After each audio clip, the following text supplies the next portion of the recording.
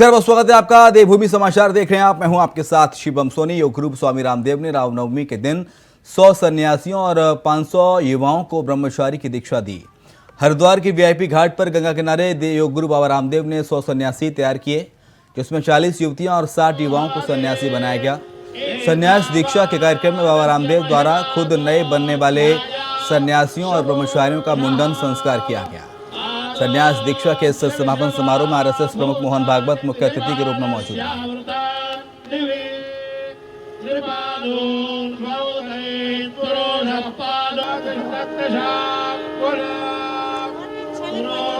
विपिन जोशी इस वक्त हमारे साथ हिंदू धर्म गुरु हैं फोन लाइन पर। बहुत स्वागत है जोशी साहब आपका। आपको मेरी आवाज आ रही है सर? हाँ जी धन्यवाद। सबसे पहले आपके लोकप्रिय चैनल के सभी दर्शकों को श्री रामनवमी की खूब बधाइयाँ, शुभकामनाएं, मंगल कामनाएं। 40 युवतियां और 60 युवा, इनको ब्रह्मचारी की संज्ञा दी गई है, ब्रह्मचारी की दीक्षा न दी गई है। इसके पीछे क्या मकसद माना जाए सर? मेरे ख्याल से अच्छा प्रयास है, क्योंकि जो हमारी सन्यास परंपरा है बहुत ही महत्वपूर्ण परंपरा है और योग के साथ जुड़ करके अगर युवा सन्यासी बनेंगे तो निश्चित रूप से देश का अच्छा विकास होगा। और मुझे आशा ही नहीं, विश्वास भी है, ये सन्यासी निश्चित रूप से हर क्षेत्र में कुछ नए आयाम स्थापित करेंगे। कथानक व्याकरण समझो तो सुमृत छंद हो जाए और युवा पीढ़ी संभल करके विवेकानंद हो जाए, यही मकसद माना जाए। जी अच्छी बात है, क्योंकि अपने आप में सन्यास परंपरा एक बहुत महान परंपरा है। हाँ। और मुझे आशा ही नहीं, विश्वास भी है, जितने भी नव दीक्षित सन्यासी हैं उस महान परंपरा का पालन करेंगे और पूरे देश में, विश्व में एक नया आयाम स्थापित करेंगे। ठीक है। संतोष खंडूरी हिंदू धर्म गुरु भी इस वक्त हमारे साथ जुड़ गए हैं। संतोष जी बहुत स्वागत है आपका। संतोष जी, इस मंच के जरिए, इंडिया वॉइस के मंच के जरिए क्या संदेश देना चाहेंगे हिंदुस्तान के युवाओं को, हिंदुस्तान की जनता को आज रामनवमी के मौके पर? सबसे पहले रामनवमी की शुभकामना देते हुए जी, क्योंकि हमारे यहाँ कहा गया है सताम सज्जनानाम विभूतयः, संत परिपाटी या गुरु दीक्षा परिपाटी व्यक्ति को संस्कारवान बनाती है। और जिस देश में और जिस देश के युवा संस्कारवान और संस्कृति से जुड़े रहते हैं, उस राष्ट्र की नींव मजबूत रहती है और उस राष्ट्र की परंपरा मजबूत होती है। जी। कहते हैं राष्ट्र की संस्कृति और संस्कार से देश का नाम उज्जवल होता है और युवाओं का भविष्य भी उज्जवल होता है। जी। हमारे संस्कारों से हमारा जीवन सींचा जाता है और वही हमारी ताकत होती है, वही हमारी ऊर्जा होती है और वही ऊर्जा हम लोग चरित्रवान और सुसंगठित संस्कारवान होकर के हमेशा अपने लक्ष्य, अपने कर्म पर एक चित्त हो करके अपने कार्य को दक्षता पूर्वक करते हैं। इसीलिए जो ये 100 सन्यासी हैं, ये अपने साथ हजारों सन्यासियों को तैयार करेंगे जो राष्ट्र के हित में और राष्ट्र कल्याण के लिए, विश्व कल्याण के लिए कार्य करेंगे। और मैं समझता हूँ ये लोग योगक्षेम हो करके मनसा वाचा कर्मणा धर्म, राष्ट्र और मानवता की सेवा करते हुए जीव जगत का कल्याण। और कहते हैं यही लोग वो होते हैं जो सर्वे भवन्तु सुखिनो, सर्वे सन्तु निरामया, सर्वे भद्राणि पश्यन्तु, माँ कश्चित् दुःखभाग् भवेत्। इस प्रकार की भावना रखते हैं। जी, इस प्रकार की सोच रखने वाला ही व्यक्ति राष्ट्र के हित में और मानव कल्याण के लिए हमेशा चलते रहते हैं। ये 100 जो शिष्य बने हैं, ये निश्चित ही विश्व कल्याण के लिए सहायक बनेंगे। और ब्रह्मचर्य से ही विश्व निर्माण की एक परिकल्पना की जा सकती है। विपिन जोशी साहब, ये कब से तैयारी चल रही थी इस दिन को, रामनवमी के दिन को इतना भव्य और आकर्षक बनाने की? जी, कितने दिन से सर तैयारी थी रामनवमी के इस दिन को इस तरह से मनाए जाने की? मेरे ख्याल से इसके लिए बड़ी तैयारी हुई होगी। हाँ। और क्योंकि पूरे ठोक बजा के अच्छे ढंग से उनकी योग्यता का ध्यान रखे ही स्वामी जी ने उनका चयन किया होगा और उसके बाद जो है तब उनको सन्यास दीक्षा दिलाई गई होगी। और निश्चित रूप से ये सन्यासी आगे जो है हमारे राष्ट्र के निर्माण में एक बहुत महत्वपूर्ण कार्य करेंगे, ऐसा मुझे आशा ही नहीं विश्वास भी है। लेकिन संतोष खंडूरी साहब, आज का युवा जो हम देख रहे हैं किस तरह से गर्त की ओर जा रहा है, चाहे नशे की बात करें चाहे तमाम सारी चीजें हैं, उनके लिए इस मंच से क्या कहना चाहेंगे आज के दिन, रामनवमी के दिन? हाँ, निश्चित रूप से किसी भी देश की युवा रीढ़ होते हैं। हाँ, अगर युवा पीढ़ी उसकी दशा और दिशा ठीक है तो निश्चित रूप से वो राष्ट्र जो है उसको विकसित राष्ट्र और विश्व गुरु बनाने से भारत को कोई नहीं रोक सकता। और निश्चित रूप से आज नई पीढ़ी को एक सही दिशा और उसकी दशा ठीक करने की जरूरत है। जी संतोष खंडूरी जी। हाँ, मैं जहाँ तक समझता हूँ जितने भी जो लोग कहते हैं ना, हमारे यहाँ अष्टांग योग की बात कही गई है। हाँ, तो अष्टांग योग में पहली जो कल्पना है, व्यक्ति जब तक अपने गृहस्थ में नहीं प्रवेश करता है तब तक वो ब्रह्मचर्य जीवन में रह करके अपने जीवन को इतना मजबूत बनाए कि वो अपने साथ देश का कल्याण करे। एक व्यक्ति अपने साथ संपूर्ण देश की जिम्मेदारी लेने की शक्ति अर्थात क्षमता रखता हो, चाहे वो बौद्धिक हो, चाहे शारीरिक हो, चाहे मानसिक हो, चाहे आर्थिक हो। तो हमारे यहाँ सशक्त भारत बनाने की जो परिकल्पना है वो हमारे यहाँ आश्रम और गुरुकुल से ही सिखाई जाती है। आश्रम और गुरुकुल की जो परिपाटी है, आश्रम की जो परिभाषा है, आकर के श्रम करना और स्वयं के लिए श्रम करना। आज जो विकल्प है यंत्रों का विकल्प है। आज हम लोग हर जगह जाना आना खाना पीना सब साधनों से करते हैं। तो हमारे यहाँ एक मंत्र आता था, असाधनम वित्तहीनम साधनत्याशु कार्याणि काककुर्महम मृगाखुवत। अर्थात साधन युक्त व्यक्ति तो हर कुछ कर सकता है, जहाँ साधन समाप्त हो जाए उसके बाद भी व्यक्ति संपन्न राष्ट्र की जो विचारधारा है, जो सशक्त राष्ट्र की विचारधारा है, वो अपने अंदर बनाए रखे। तो इस प्रकार की सोच तभी पैदा हो सकती है जब वो आश्रम पद्धति के आधार पर, गुरुकुल पद्धति के आधार पर अपने जीवन का निर्माण करेगा। ठीक है, लेकिन संतोष खंडूरी जी, गृहस्थ आश्रम में जाने से पहले इस ब्रह्मचर्य की जो दीक्षा दिलाई गई है, इसके मायने क्या हैं और ये कैसे व्यक्ति को अलग बनाएगा और लोगों से? बिल्कुल, जो अष्टांग योग में जो एक दीक्षा दी जाती है कि व्यक्ति को गृहस्थ से ले ब्रह्मचर्य रहना चाहिए। तो जो उसके अंदर रजवीर्य है, जो तेज है, जो उसका पुंज है, जो उसके अंदर शक्ति है, जो उसके अंदर प्रकाश है, वो प्रकाश उनके लिए तो है ही कल्याणकारी। लेकिन उसके द्वारा जो आगामी वंश है, जो बाद में उसके द्वारा जो वंश होगा, उसके परिवार की जो उत्पत्ति होगी, वो भी उसके लिए भी वो बहुत तेजस्वी बच्चे को जन्म देने में सक्षम रहेगा और स्वयं भी वो अपने आप में बहुत तेजस्वी होगा। उसकी अपार बौद्धिक क्षमता होगी, अपार शारीरिक क्षमता होगी, अपार चिंतन क्षमता होगी और उसके अंदर सहन करने की, आज के समय में सबसे बड़ी जो कमजोरी है वो मानसिक कमजोरी है। किसी के अंदर पेशेंस नहीं रह गया है, बौद्धिक क्षमता नहीं रह गई है, कोई किसी को क्षमा नहीं कर पा रहा है, कोई किसी को दया नहीं कर पा रहा है किसी के ऊपर। घर में क्लेश चल रहे हैं, तमाम दुर्घटनाएं देखने को मिल रही हैं, सुसाइड करने को लोग दिखाई दे रहे हैं। तो ये सारी जो दुर्घटनाएं हो रही हैं, मैं समझता हूँ ये बहुत अच्छा संदेश है।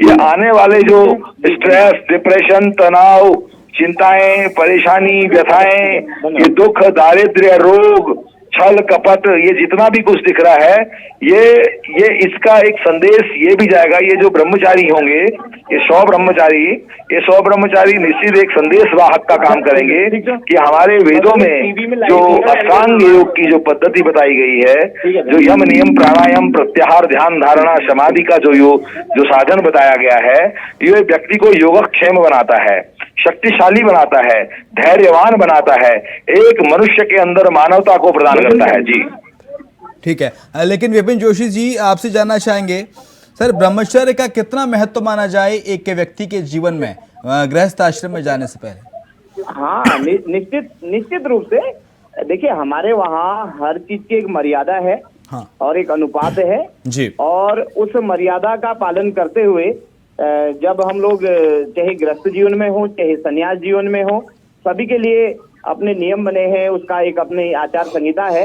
तो उस आचार संहिता का पालन करते हुए जब हम अपनी जीवनचर्या को आगे बढ़ाते हैं तो निश्चित रूप से जीवन में आनंद मिलता है, जीवन को एक सही दिशा रहती है। और जो इस जीवन का परम उद्देश्य है, चाहे आप गृहस्थ जीवन में हो, चाहे आप संन्यास जीवन में हो, और दोनों ही जीवनों में जो है, दोनों ही आश्रमों में जो है, अपने आप में जो उसकी मर्यादा है उसका पालन करना सबसे महत्वपूर्ण है।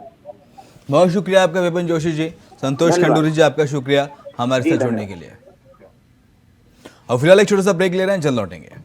तो ब्रेक के बाद आपका स्वागत है। गृह मंत्री अमित शाह को काले झंडे दिखाने जा रहे कांग्रेसियों को पुलिस ने गिरफ्तार किया है, हिरासत में लिया है। परशुराम चौक पर बड़ी संख्या में इकट्ठा हुए कांग्रेसियों ने केंद्रीय गृह मंत्री अमित शाह को भल्ला कॉलेज हेलीपैड पहुंचते ही जोरदार नारेबाजी शुरू कर दी।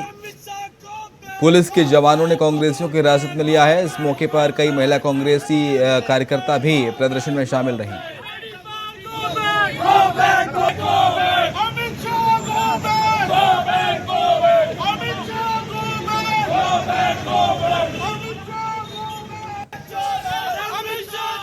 व्यवस्था बनाने के लिए पर्याप्त मात्रा में फोर्स उपलब्ध है। हाँ। जो भी शांति व्यवस्था भंग करेगा उसके विरुद्ध निरोधात्मक कार्रवाई की जाएगी। अभी हम इस चीज में नहीं, कौन किस पार्टी से इस चीज से नहीं जोड़ रहे। जो भी शांति व्यवस्था भंग करेगा उसके लिए पर्याप्त फोर्स मौजूद है यहाँ पे, और उनके विरुद्ध जो है अगर शांति व्यवस्था भंग करते हैं उचित कार्रवाई की जाए।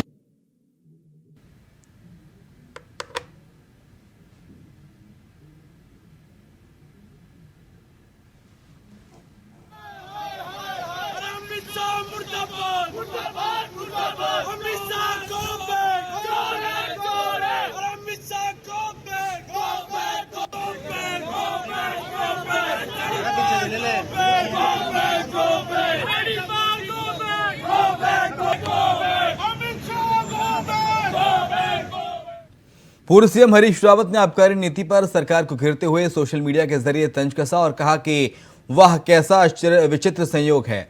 गुरुजी ने कहा पकौड़ा तलना भी स्वरोजगार है। शिष्य कह रहे हैं कि 40 लीटर ट्रेटा पैक में शराब अर्थात 75 लीटर शराब रखना अपराध नहीं है, अर्थात अड़ोस पड़ोस में उसको बेचकर के कमाई करिए और रोजगार पाइए।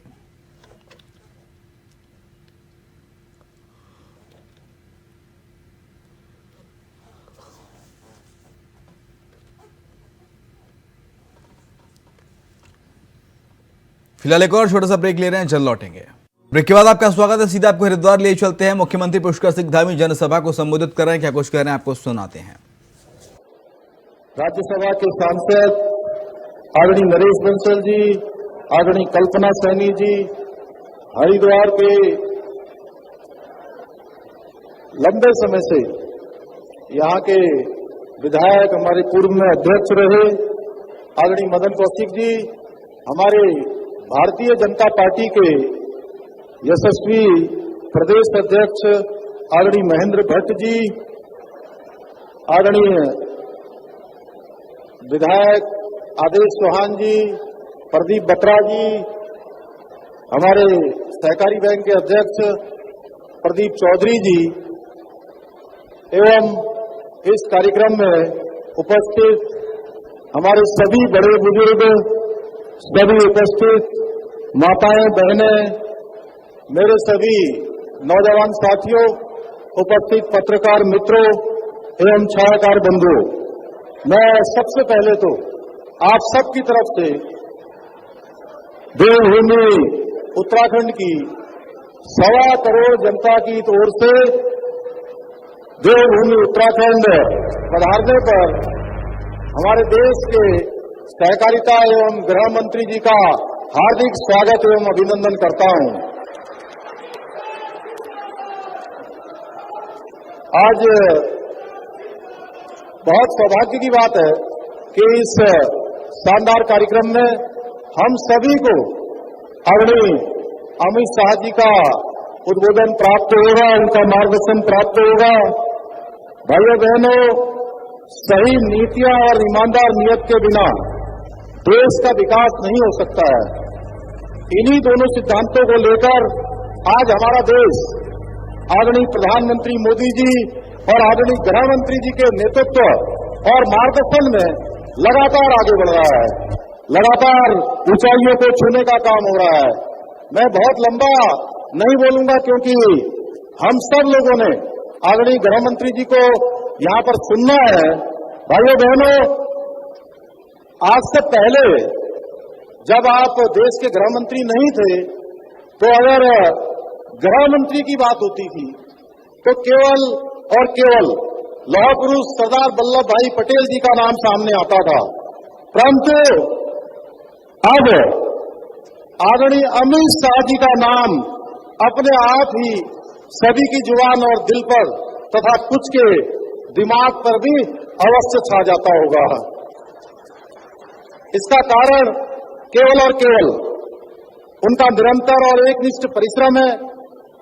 इसी परिश्रम का परिणाम है कि जिन कार्यों को आज तक हम असंभव मानते थे, दुर्लभ मानते थे, कठिन मानते थे, दुष्कर मानते थे, उन्हें आदरणीय गृह मंत्री जी ने आदरणीय प्रधानमंत्री जी के कुशल नेतृत्व और दिशा निर्देशन में पूर्ण करके दिखाया है। कश्मीर से धारा 370 हटाना हो, नक्सलवाद आतंकवाद को नेस्तनाबूद करना हो, आदरणीय गृह मंत्री जी ने अपने रणनीतिक और प्रशासनिक कौशल से कठिन कामों को सफलतापूर्वक उनका सामना किया है और उनका समाधान निकाला है। आदरणीय गृह मंत्री जी का आदरणीय प्रधानमंत्री जी की भांति हमारे राज्य के साथ विशेष लगाव है। आप सबको ध्यान में होगा, जब 17, 18 और 19 अक्टूबर 2021 को बड़ी आपदा आई थी, उस समय आदरणीय गृह मंत्री जी ने पूरे दिन भर का समय निकालकर यहां आकर सारे क्षेत्रों में जाकर उन क्षेत्रों का निरीक्षण किया था और जरूरी जो भी सहायता के काम थे उन सहायता के कामों को भी हमको हमारे लिए आगे बढ़ाने का काम किया था। भाइयों बहनों, आज आदरणीय अमित जी द्वारा उन योजनाओं का शुभारंभ किया जा रहा है। उन योजनाओं से निश्चित रूप से जो हमारा अंत्योदय का सिद्धांत है, समाज के अंतिम छोर में खड़े हुए व्यक्ति तक कहीं न कहीं सहायता पहुंचनी चाहिए। हमारा सहकारिता विभाग पहुंचना चाहिए, सहकारिता पहुंचनी चाहिए। उन सभी को निश्चित रूप से आज के कार्यक्रम से लाभ होने वाला है। मैं आज के अवसर पर बहुत ज्यादा न कहते हुए केवल इतना कहना चाहता हूं कि आदरणीय अमित शाह जी के नेतृत्व में यह मंत्रालय देश में सहकारिता आंदोलन को और अधिक मजबूत करने के लिए एक प्रशासनिक, कानूनी और नीतिगत ढांचा प्रदान कर रहा है। भाइयों बहनों, ये सहकार से लेकर समृद्धि तक के स्वप्न को साकार करने के लिए आदरणीय प्रधानमंत्री मोदी जी ने जो ऐतिहासिक कदम उठाते हुए अलग सहकारिता मंत्रालय का गठन किया था और उसका निर्णय लिया था, और ये सहकारिता मंत्रालय का दायित्व आदरणीय अमित शाह जी को देकर ये बता दिया था कि सहकारिता का हमारे देश के लोगों के लिए कितना बड़ा महत्व है, कितना बड़ा इसका उपयोग है। ये आदरणीय अमित शाह जी के नेतृत्व में लगातार इस काम को आगे बढ़ाया जा रहा है। भाइयों बहनों, आज अत्यंत ही महत्वपूर्ण कार्य जो कि पूर्ण रूप से कंप्यूटरीकृत होने के साथ एमपैक्स और अधिक प्रभावी एवं पारदर्शी होकर कार्य कर पाएंगे। इन एमपैक्सों से जन सुविधा केंद्रों, जन औषधि केंद्रों का शुभारंभ किया जाएगा। यह कदम समाज के गरीब और वंचित वर्ग के लिए अत्यंत ही लाभकारी सिद्ध होगा। भाइयों बहनों, हम लगातार आज आदरणीय प्रधानमंत्री मोदी जी के नेतृत्व में अनेकों निर्णय ले रहे हैं। उत्तराखंड राज्य को आगे बढ़ाने के लिए विकल्प रहित संकल्प लेकर कि उत्तराखंड हिंदुस्तान के श्रेष्ठ राज्यों में शामिल हो। और जैसा बाबा केदार की भूमि से आदरणीय प्रधानमंत्री जी ने 5 नवंबर 2021 को कहा था, उनके मुंह से शिव रूपी शब्द निकले थे कि 21वीं सदी का तीसरा दशक उत्तराखंड का दशक होगा। उस दशक को बनाने के लिए दिन रात प्रयास कर रहे हैं। आप सबके आशीर्वाद से, आप सबके सहयोग से हम लगातार आगे बढ़ रहे हैं। अनेकों हमने पिछले समय में फैसले लिए हैं।